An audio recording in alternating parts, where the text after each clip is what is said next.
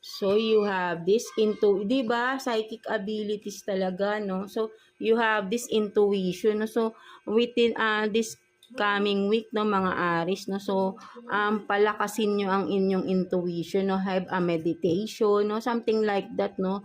Inyong third eye, no? Naka-open na. So, kumbaga, ay mas enhance nyo pa ito, no? This coming week, no? Kung if you have time, no? Have time for this, no?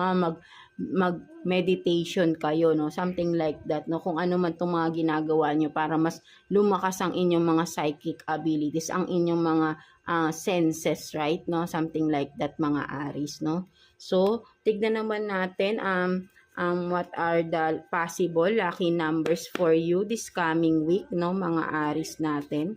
Possible lucky numbers for you, Aries. Kuha tayo ng 3 cards for you. Possible lucky numbers, please, for Aries. So, 1, 2, and 3. So, you have this 30, 21, and 45, no? So, yan, no, mga Aries, no? So, once nakita nyo ito, no, repeatedly, no, within this week, no, these numbers, no, 30, 21, and 45, no, there is a good news, no, or positive news na marireceive, no? Something like that, no?